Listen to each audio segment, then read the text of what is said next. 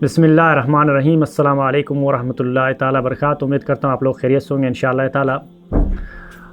جب بھی میں دوستوں میں بیٹھتا ہوں تو میں ان سے یہ ریکویسٹ کرتا ہوں کہ آپ اپنی بہن یا بیٹی کسی کی بھی شادی کر رہے ہو تو اس لڑکے میں سب سے پہلے یہ دیکھو کہ وہ منشیت کا کاروبار کرتا ہے کہ نہیں، دوسرا وہ خود منشیت کا عادی ہے کہ نہیں، یا شراب ہو یا چرس ہو یا کوئی بھی چیز ہو۔ اس کی وجہ کیا ہے؟ میں نے جتنا اسٹڈی کیا ہے، پڑھی ہے اس بارے میں، اور جتنا سوچا اس بارے میں گہرائی میں جا کے سوچتا ہوں اس بارے میں کہ ایک نشہ کرنے والے میں حیا کیوں نہیں ہوتی۔ جو بندہ نشہ کرتا ہے، نشہ والے اکثر بے حیا ہوتے ہیں۔ تو میں معذرت چاہتا ہوں اگر کچھ لوگوں کو یہ بات تھوڑا سخت لگی۔ اس کی وجہ یہ ہے کہ میں دلیل طور پر، سائنسی اور اسلامی طور پر اس کو دلیل میں آپ سے واضح کروں گا کہ میں کیوں کہہ رہا ہوں۔ یہ اللہ سبحانہ تعالیٰ نے انسان کے ذہن کو 4 حصوں میں تقسیم کیے، لیکن میں 3 حصوں میں تقسیم کر کے اس بارے میں آپ کو بتاؤں گا کہ ایک نشہ کرنے والا جو نشہ کا عادی ہے اس کے دماغ اور ذہن پہ کیا اثرات ہوتے ہیں۔ سب سے پہلے میں ایک حدیث بیان کرنا چاہتا ہوں کہ اللہ کے رسول کا حدیث ہے کہ حیا ایمان کا حصہ ہے، جس میں حیا نہیں اس میں ایمان نہیں۔ تو جو بندہ نشہ کر رہا ہے وہ اس کے حیا کے حساب سے بہت کمزور ہوگا، حیادار نہیں ہوگا۔ اکثر جو نشہ کرتے ہیں، نشہ کی حالت میں ہو، جب نشے میں ہو تو وہ بے حیا بن جاتے ہیں۔ تو بے حیا بندوں میں ایمان ویسے ہی ہوتا بھی نہیں، حدیث کے مبارک۔ تو میں نے جو دیکھا ہے، جتنا پڑھا ہے، انسان کے دماغ کو میں 3 حصوں میں تقسیم کروں گا۔ سب سے پہلے دائیں، بائیں اور پیچھے والا حصہ۔ انسان کا جو بائیں حصہ ہے، جو بائیں سائیڈ کا جو حصہ ہے، یہ پروگرام بناتا ہے۔ جیسے کسی کو 5 دن بعد کچھ کام کرنا ہے، 10 دن بعد، یا 1 مہینے کا پروگرام، یا 1 سال کا، یا 50 سال کا پروگرام جو بناتا ہے، یہ جو ہوتا ہے انسان کے بائیں سائیڈ میں جو حصہ ہوتا ہے، یہ اس کا کام ہے۔ وہ جو پیچھے کا حصہ ہوتا ہے وہ میموری ہے۔ جو انسان کے جو دماغ کا پچھلا والا حصہ ہوتا ہے وہ انسان کا میموری ہے۔ میموری کا مطلب میں نے کسی کو دیکھا تو آنکھ نے دیکھا، آنکھ نے ڈائریکٹ یہاں پہ کنیکشن میں دماغ میں بھیجا، دماغ نے پہچان لیا کہ کون ہے سامنے والا بندہ، میں نے کب دیکھا ہے، میں نے کہاں دیکھا، یہ دماغ پروسیس کرتا ہے۔ جب آنکھیں دیکھتی ہیں تو پچھلے والا جو حصہ ہوتا ہے دماغ کا وہ پروسیس کرتا ہے اس بندے کو کب دیکھا۔ یہ جو دائیں سائیڈ ہوتا ہے اس میں انسان کا شرم، حیا، خوف، یہ سب دائیں طرف ہوتا ہے۔ جو انسان خوف کرتا ہے، جو انسان احترام کرتا ہے، جو انسان عزت کرتا ہے، جو انسان کسی کو دیکھ کے اپنا رویہ، اپنے آپ کو شعور میں لے کے آتا ہے، لاشعوری میں سے شعور میں لے کے آتا ہے، وہ سب جتنا بھی پروگرام ہے اللہ نے یہ دائیں طرف بنایا ہوا ہے۔ یہ دائیں حصہ ہے، اس میں حیا ہے، خوف ہے۔ جو انسان شراب پیتا ہے یا منشیت کا عادی ہے، جو شراب پیتا ہے، شراب پینے کے بعد انسان کا یہ دائیں والا حصہ یہ ڈیمیج ہوتا ہے، اس میں اثر کرتا ہے۔ تو اس میں جب اثر کرتا ہے تو آپ جیسا، میں آپ کو ایک مثال دوں گا، جو بندہ اخلاق میں صحیح بیٹھا ہوا ہے تو شراب پینے کے بعد وہ ناچ گانا شروع کر دیتا یا گالی دینا شروع کر دیتا، یا اس کو پتہ ہی نہیں چلتا کہ میرے سامنے میرا والد صاحب بیٹھا ہوا ہے، یا 10 بندے بیٹھے ہوئے، 100 بندے بیٹھے ہوئے۔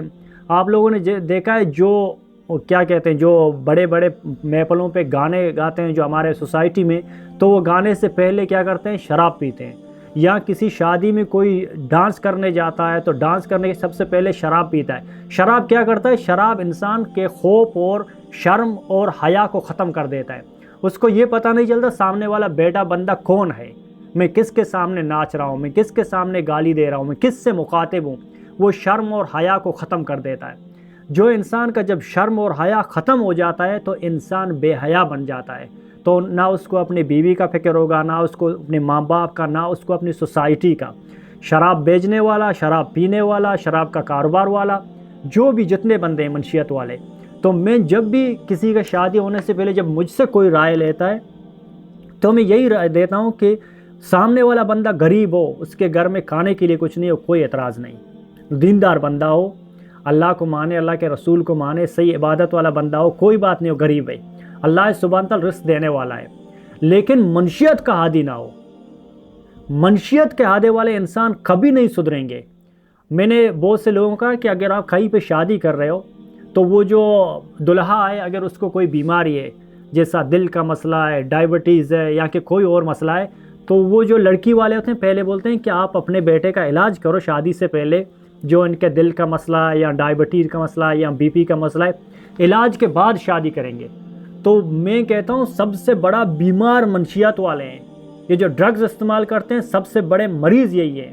تو ہم اپنے لڑکیوں کو ان کو دیتے ہیں یہ معلوم ہونے کے باوجود کہ وہ منشیت کا عادی ہے، وہ شراب کا عادی ہے، وہ چرس کا عادی ہے، وہ تریاق کا عادی ہے، یہ ہمیں پہلے سے پتہ ہے۔ کچھ لوگ حشیش، سگریٹ وغیرہ یہ سارے نشہ میں ہیں۔